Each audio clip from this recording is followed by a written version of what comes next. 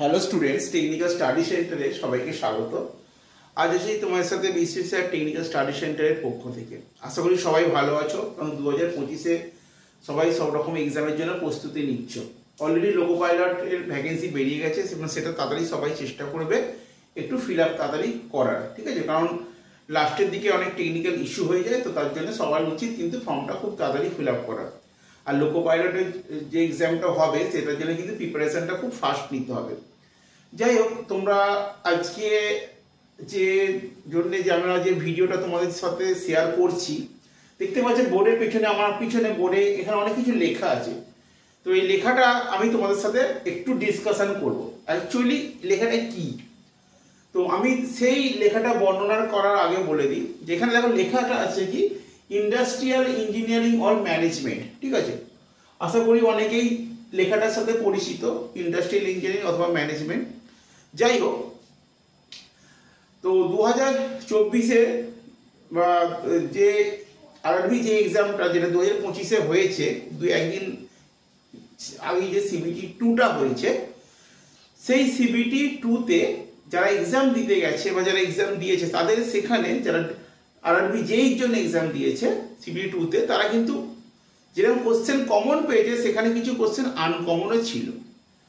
Uncommon পার্টটা কোনটা? Uncommon part বলতে যেটা এসছে সেটা হচ্ছে ইন্ডাস্ট্রিয়াল ইঞ্জিনিয়ারিং ও ম্যানেজমেন্ট থেকে। ডিপ্লোমা লেভেলে বা বিটেক লেভেলে এই ওয়ার্ডটার সাথে কিন্তু আমরা সবাই পরিচিত, কিন্তু সাবজেক্টের থিওরির সঙ্গে আমরা পরিচিত নই। আর সচরাচর খুব একটা কোয়েশ্চেন্স আসে না বলে আমরা অনেকেই কি করি, ওই ফ্লুইডের চ্যাপ্টার মতো বা হিট মাস ট্রান্সফার এরকম চ্যাপ্টারের মতো চ্যাপ্টার, এগুলোকে আমরা গুরুত্ব দিই, কিন্তু এগুলোকে দিই না।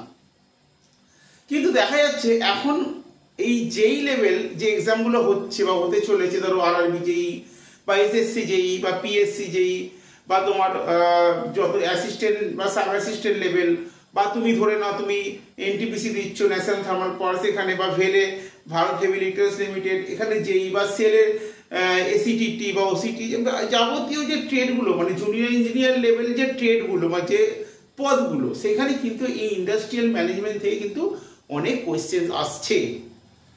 এই জায়গাটাই আমাদের কিন্তু একটা পয়েন্ট, যে আমরা কোনোভাবেই কোনো এক্সামে কোয়েশ্চেন ছেড়ে আসবো না।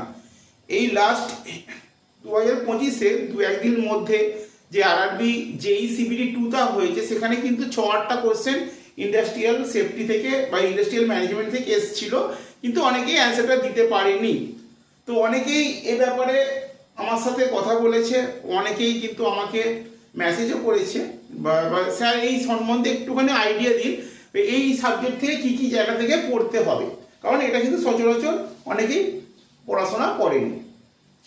প্রথম কথা বলি, আগামী দিনে যদি তোমরা যেই লেভেল পাস করতে চাও, যে কোনো ধরনের যেই লেভেল, বা এসএসসি যেই হোক বা আরআরবি যেই বা পিএসসি যেই বা আদার্স যে কোনো যেই লেভেল পড়তে হলে তোমাকে কিন্তু এই সাবজেক্টটাকে একটু গুরুত্ব দিতে হবে। খুব বেশি হয়তো পড়তে হবে না, কিন্তু সামান্য হলে একটুখানি পয়েন্টগুলো জানতে হবে যে কোথা থেকে কোশ্চেন অ্যারাইজ হতে পারে।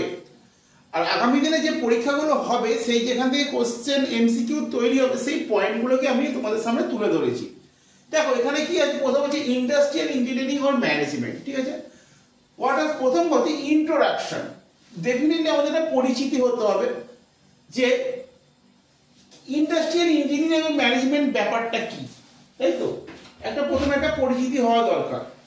তো সেখানে প্রথম কথা বলি, আমাদের ফ্যাক্টরি বা আমাদের যে ইন্ডাস্ট্রি পারপাস যে কাজগুলো হচ্ছে, সেখানে পুরো সিস্টেমটাকে সঠিকভাবে তৈরি করতে হলে আমাদের এই সাবজেক্টটাকে গুরুত্ব দিতে হবে।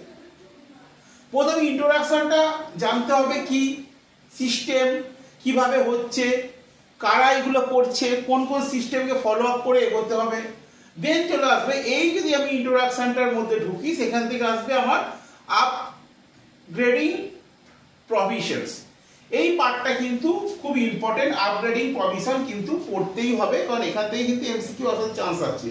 দেন আপগ্রেডিং প্রভিশনকে যদি আমি একটু ক্ল্যারিফাই করি, তাহলে সেটা হবে টেকনিক্যাল অ্যানালাইসিস, মানে একটা ডিপার্টমেন্টাল টেকনিক্যাল অ্যানালাইসিস। টেকনিক্যাল অ্যানালাইসিসের মধ্যে যেগুলো পরীক্ষা আসতে পারে সেটা হচ্ছে টেকনিক্যাল ফর্মস, দেন এটা 1 নম্বর পয়েন্ট। 2 নম্বর পয়েন্ট হচ্ছে কমন ইন্ডাস্ট্রি ফরম্যাটস, যেটাকে আমরা CIFS বলি, কমন ইন্ডাস্ট্রি ফরম্যাটস। এবং 3 নম্বর হচ্ছে তোমার প্রসেস অ্যানালাইসিস। এই তিনটে জিনিসকে কিন্তু খুব গুরুত্ব দিতে হবে, কারণ এটা একটা ম্যানেজমেন্টের বিশাল বড় পার্ট বা ইঞ্জিনিয়ারিং এর পার্ট। এই প্রসেস অ্যানালাইসিসকে আমরা কয়েকটা পার্টে ভাগ করব, যেরকম হচ্ছে অপারেশনস 1 নম্বর, 2 নম্বর হচ্ছে ইন্সপেকশন, 3 নম্বর হচ্ছে স্টোরেজ, 4 নম্বর হচ্ছে ট্রান্সপোর্টেশন। কারণ ইন্ডাস্ট্রিতে এগুলো কিন্তু খুব ভ্যালুয়েবল পার্ট। তো এই অপারেশন, ইন্সপেকশন, স্টোরেজ বা ট্রান্সপোর্টেশন এগুলো কিন্তু পরীক্ষায় অনেক সময় সিম্বল ভিত্তিক থেকে কোশ্চেন আসে। যেরকম তোমার অপারেশন যদি দিয়ে আসে, অপারেশনের সিম্বল হচ্ছে এরকম গোল টাইপ, গোল একটা, এটা হচ্ছে অপারেশন, ঠিক আছে। যদি সিম্বল আসে ইনস্পেকশন তাহলে হবে এরকম স্কোয়ার টাইপ, ঠিক আছে। যদি আসে ট্রান্সপোর্টেশন তার সিম্বল হবে এরকম অ্যারো টাইপ। যদি হবে বলে যে স্টোরেজ, ঠিক আছে, স্টোরেজ কথাটাও থাকে, অনেক সময় ডিলে কথাটাও থাকে। স্টোরেজ যদি হয় তাহলে হবে তোমার ঠিক এই রকম টাইপ, এটা হচ্ছে স্টোরেজ। এবং যদি ডিলে হয় সেটা হচ্ছে এই টাইপ। তাহলে পরীক্ষার সময় এই অপারেশন, ইনস্পেকশন, তারপর হচ্ছে ট্রান্সপোর্টেশন, এইগুলো কিন্তু পরীক্ষায় থাকবে। এবার চলে আসছি পরের পার্টে। তো সেখান থেকে আমরা এই পার্টটা যখন দেখে নেব ইন্ট্রোডাকশন পুরোটা, তারপর আসবো আমাদের এই সিস্টেমগুলো, যেরকম প্রসেস চার্ট। এখান থেকে কিন্তু পরীক্ষায় কোশ্চেন থাকে। অ্যাক্টিভ লগস, এই পয়েন্টটা কিন্তু জানতে হবে। অপারেশন অ্যানালাইসিস এবং টাইম অ্যান্ড মোশন, এই চারটাকে খুব গুরুত্ব দিতে হবে, কারণ এখান থেকে কিন্তু কোশ্চেন অ্যারাইজ হওয়ার চান্স আছে। দেন আর কি আসতে পারে, এবার চলে যাও কোয়ালিটি কন্ট্রোলে। তো কোয়ালিটির মধ্যে সেটাকে প্রথম একটা হচ্ছে কোয়ালিটি অফ ডিজাইন, ঠিক আছে। সেই কোয়ালিটি ডিজাইন একটা পার্ট থেকে কোশ্চেন হয়, আবার কোয়ালিটি অফ পারফরমেন্স আবার একটা পার্ট থেকে কোশ্চেন আসে।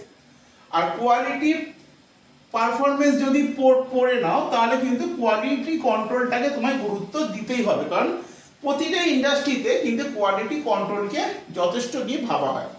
কোয়ালিটি কন্ট্রোল এর মধ্যে থেকে যেটা আসে সেটা হচ্ছে এক্স চার্ট এবং আর চার্ট, ঠিক আছে। এক্স চার্ট আর চার্টকেও কিন্তু পড়তে হবে। সুতরাং এই ইন্ডাস্ট্রিয়াল ইঞ্জিনিয়ারিং বা ম্যানেজমেন্ট এটা কিন্তু একটা বিশাল ভাস্ট চ্যাপ্টার, কিন্তু আমাদের এগোতে হবে খুব শর্টে, যেখান থেকে আমরা এমসিকিউ কোয়েশ্চেন কমন পাবো। সুতরাং এমন নয় যে অনেক পড়তে হবে, তা নয়, শুধুমাত্র ফোকাস করতে হবে সেই পয়েন্টগুলো যেগুলো তোমাদের পরীক্ষায় কমন আসার চান্স আছে। শুধু ইন্ডাস্ট্রিয়াল ইঞ্জিনিয়ারিং বা ম্যানেজমেন্ট বলে নয়, যদি তোমরা তোমাদের সাবজেক্টের মধ্যে যেমন ফ্লুইডস চ্যাপ্টার বা স্ট্রেংথ অফ মেটেরিয়াল বা তোমার হচ্ছে হিট মাস ট্রান্সফার বা আইসি ইঞ্জিন বা এরকম হতে পারে বয়লার, ঠিক আছে। তো এরকম বিভিন্ন পার্ট কিন্তু খুবই গুরুত্বপূর্ণ, কিন্তু ওই পার্টগুলোকে কিন্তু গুরুত্ব দিতে হবে। তার মানে কিন্তু অনেক অনেক পড়তে হবে তা নয়, স্পেসিফাই ভাবে পড়তে হবে, যেখান থেকে কিন্তু এমসিকিউ কোশ্চেন অ্যারাইজ হবে, ঠিক আছে। তো এই ছিল আজকে আমাদের ভিডিও। যদি ভিডিওটা ভালো লাগে লাইক, শেয়ার, কমেন্টস করো এবং তোমরা টেকনিক্যাল স্টাডি সেন্টার চ্যানেলের সাথে থাকো। আমরা কন্টিনিউ চেষ্টা করছি তোমাদের সাথে সেই সব ভিডিও শেয়ার করার যেগুলো তোমাদের আগামী দিনের টেকনিক্যাল পরীক্ষা অবশ্যই তোমরা কোশ্চেন কমন করবে। তো ভিডিওটা আমরা এখানে স্টপ করছি। আর তোমরা এই ইন্ডাস্ট্রিয়াল ইঞ্জিনিয়ারিং আর ম্যানেজমেন্টের যে চ্যাপ্টারটা কিন্তু অবশ্যই পড়ো, কারণ আগামী দিনে টেকনিক্যাল এক্সামে যেরকম RRBJE-তে অলরেডি 6টা থেকে 8টা কোশ্চেন এখান থেকে এসে গেছে 2025-এ, আগামী দিনে সব পরীক্ষায় কিন্তু এই পার্ট থেকে কোশ্চেন আসবে।